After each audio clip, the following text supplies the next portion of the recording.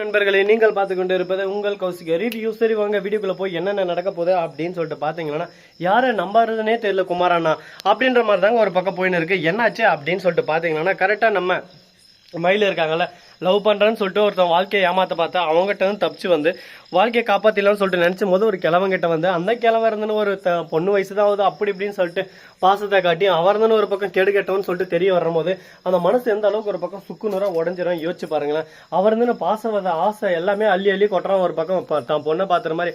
அதே சமயத்தில் அந்த பொண்ணுக்கு மயக்க மருந்தை கொடுத்து அந்த பொண்ணை யாருக்கும் தெரியாமல் காரில் அவங்க ஒய்ஃபுக்கே தெரியாமல் அழைச்சிட்டு போகிறான். கூட அவனோட நண்பனையும் கூட்டணும். அதை பார் மச்சான் அழகாக கூட்டிகிட்டு வந்துட்டேன், இதுக்கப்புறம் நம்ம மஜா பண்ணலாம் அப்படின்னு சொல்லிட்டு அந்த பொண்ணுக்கிட்ட தவறாக நடந்துக்க பார்த்துக்கிறோம். அதுக்கு காவலாளியா இன்னொரு கிழமை போய் வெளியே நின்று இருக்கான். அடே உங்கள் பொண்ணு வயசாகுது, என்னடா இந்த மாதிரி வேலை செய்யுங்க டே, உங்களுக்கெல்லாம் மனசாச்சுன்றது இல்லையாடா அப்படின்னு சொல்லிட்டு பார்த்தீங்கன்னா அந்த சமயத்தில் கரெக்டாக நம்ம மல்லி அந்த இடத்துக்கு வந்துடுறாங்க. ஒரு பக்கம் விஜய் போலீஸ் அதிகாரிலாம் வந்துடுறான். அவன் வந்து ஒரு பக்கம் டே மச்சான் துண்டக்கான துணியாக்கான எழுந்து ஓடியாடா டே போலீஸ் வந்துட்டாங்க அப்படின்னு சொல்லிட்டு குட்டு குட்டு குட்டு குட்டு குட்டு குட்டு குட்டு குட்டுன்னு அங்கேருந்து கீரி குச்சி ஒரு பக்கம் ஓட ஆரம்பிச்சிட்டான். உடனே இவர் வந்து வெளியே வர, உடனே போலீஸ் அதிகாரியும் வர, அப்படியே பக்கம் ஒரு பீர் பாட்டில் அவனுக்கு ஆல்ரெடி சரக்கு போட்டு தாங்க நின்று இருந்தாங்க. அது பீர் பாட்டில் உடச்சி கையில் வச்சுன்னு கிட்டா வராதிக அப்படின்னு சொல்லிட்டு சவுண்டு விட ஆரம்பிக்கிறான். டே டே டே உன்ன மாதிரி எத்தனை பேர் பார்த்துக்கிறேன் தெரியுமா, நீ சும்மா பருப்பு இந்த அறுப்பு இந்த மாதிரி எல்லாம் வேலை என்கிட்ட வச்சுக்கூடாதுனாலும் நினைச்சோம் கையை ஓங்கி கொத்தணும் 1.5 டன் வெயிட் பார்க்குறியா அப்படின்னு சொல்லிட்டு மிரட்ட ஆரம்பிக்கிறாரு நம்ம விஜய்.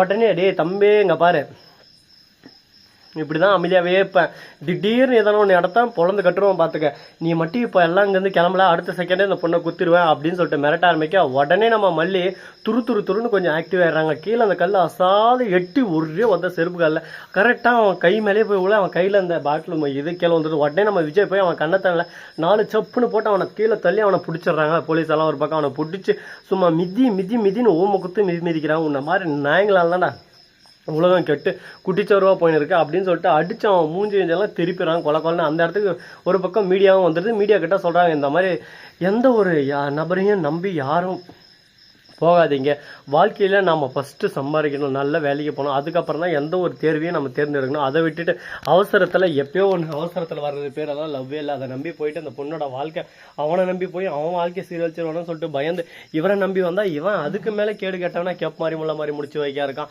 அப்படின்ற விஷயம் தெரிய வந்து சோதனை மேல சோதனை, வேதனை மேல வேதனை, இது போதுண்டா எப்பா அப்படின்ற மாதிரி ஒரு பக்கம் வாழ்க்கையை வெறுத்துட்ட மயிலு சொல்றாங்க. நான் என் மாமன் பேச்சும் அக்கா பேச்சும் கேட்டுக்கணும், நான் கேட்காம நான் காதலிச்சேன், நான் நல்லவன், முன்ன பெண்ணு தெரியாமல் 1 மாதம் 2 மாதம் பழக்கமானவனை நம்பி என் வாழ்க்கையவே நான் கொடுக்க பார்த்துட்டேன், என் வாழ்க்கையை நான் சீரழிச்சிட்டு இருப்பான்.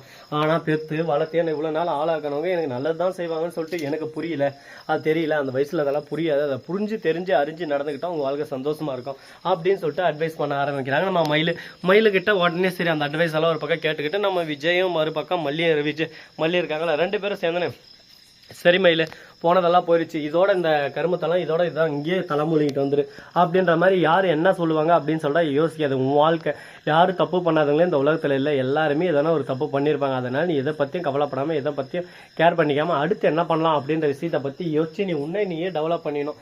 அப்போ தான் உன்னோட வாழ்க்கை நல்லா இருக்கும். அதை விட்டுட்டு ஐயோ இப்படி நடந்துருச்சு அப்படின்னு சொல்லிட்டு நம்ம மேலே சேறுபட்டுருச்சுன்னு சொல்லிட்டு அப்படியே அதை உடுத்து பார்த்துனே போன்னு சொன்னால் போவாதுங்க. அதை நாம தான் ஒரு பக்கம் கழுவியும் ஒரு பக்கம் இது பண்ணணும், சாக்கடைப்பட்டுருச்சுன்னு சொல்லிட்டு அதை விட்டுட்டு நாம ஒரு பக்கம் நம்மளை விட்டு விலகாதா அப்படின்னு சொல்லிட்டு யாரோ ஒருத்தர் வந்து கழுவி விடுவாங்களான்னு சொல்லிட்டு பார்த்துருந்தா நடக்காது.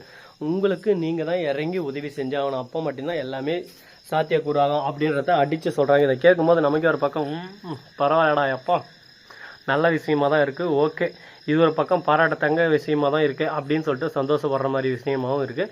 இந்த சந்தோஷம் நீடிக்குமா, இது கண்டினியூ ஆகுமா அப்படின்னு சொல்லிட்டு பார்த்தீங்கன்னா சொல்ல முடியாது. என்ன வேணாலும் நடக்கலாம், ஏது வேணாலும் நடக்கலாம். அது மட்டும் இல்லாமல் அந்த போலீஸ் அதிகாரி இருக்கார்ல, அவரு இருந்துன்னு ஒரு பக்கம் அவனை பிடிச்சி இனிமேல் நீ வெளியவே வர முடியாது, உன்னை என்னென்ன கேஸில் ஒரு பக்கம் கிட்னாப்பிங் ஒரு பக்கம் ரேப்பிங்க எல்லா கேஸ்லையும் போட போகிறான், ஏன்னா உன்னை மாதிரி நாயங்களால் தான்டா எல்லாமே இதாக வருது, உன்னை எப்படி அந்த ரெஸ்டார்ட்டில் போயிட்டு ரூம் சர்வீஸ் பையாக விட்டாங்க, இதுக்கு நீ மாட்டாமே இந்த கைமா பாயலாம், இனிமேல் உனக்கு இருக்கிறா என்ன நான் பண்ணுற மாட்டேன் பாரு. அது மட்டும் இல்லாமல் அந்த பர்சனோட மனைவி எங்கே இருக்கான்னு சொல்லிட்டு பார்த்து அவங்களையும் பிடிக்கிறாங்க. ஏன்னா நகை எல்லாமே அவங்ககிட்ட தான் இருக்குது. அந்த நகையெல்லாம் பறிமுதலும் பண்ணிடுறாங்க. அதுக்கப்புறம் எல்லா நகையும் நான் தான் நான் மன்னிச்சிருங்கன்னு சொல்லிட்டு நாவுக்கிட்டே மன்னிப்பு கேட்குறாங்க. என்னால் தான் அண்ணி உங்களுக்கு கெட்ட பேரே நான் மன்னிச்சிருங்க, நான் தன்ன தப்பு தான்.